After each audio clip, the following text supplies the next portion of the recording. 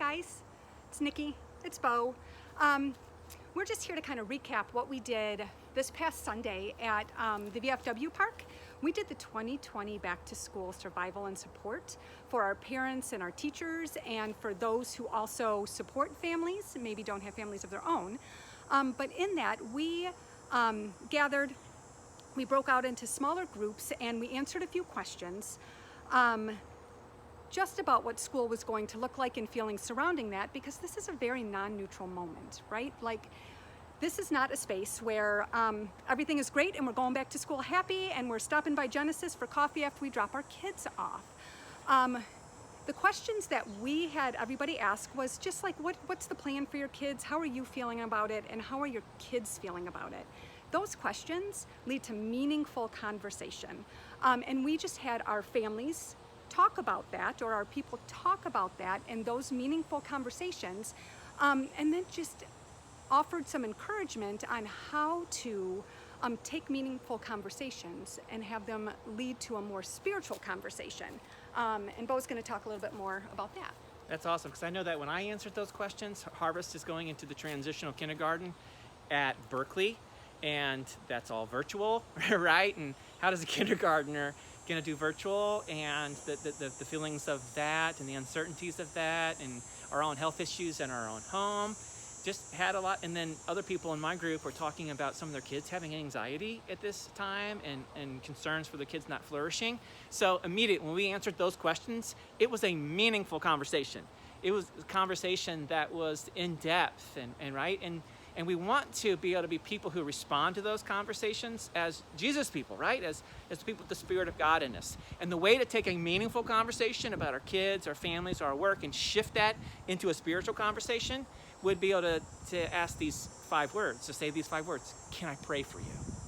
Right? And that's what we practiced. We just practiced hearing each other, hearing the concerns that we had for our spouses or for our work or for our kids, and then saying, can I pray for you? And then praying simple, loving, direct prayers for God's intervention, who loves us and cares for us. And in that, we're just kind of showing ourselves as people who listen to one another, care for one another, and that we're spiritual people, trusting in our God who has us as support for one another.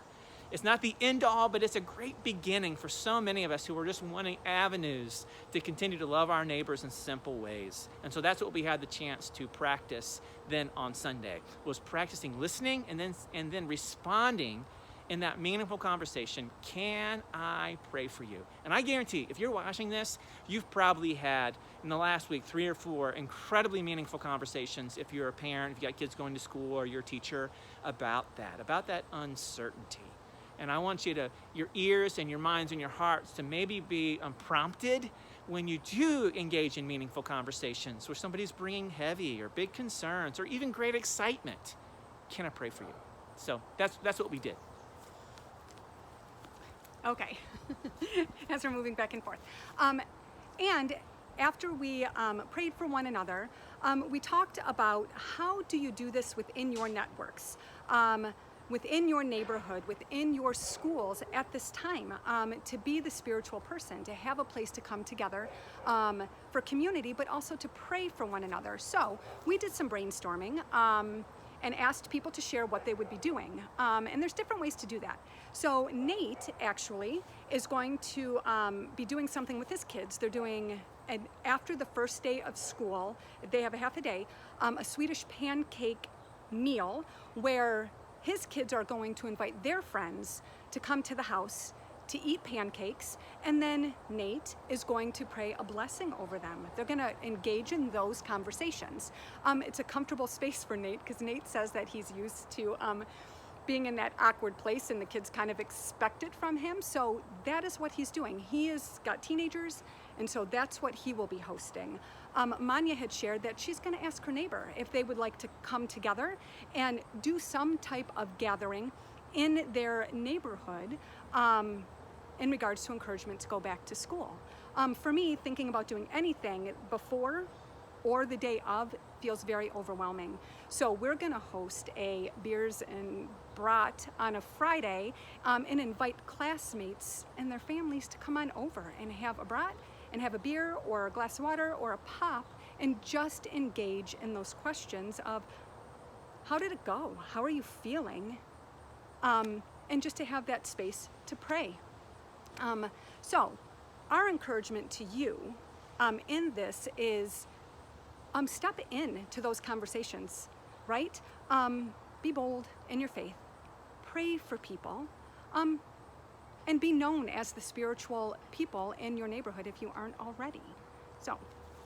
That's awesome. That's awesome. So that's our encouragement this back to school.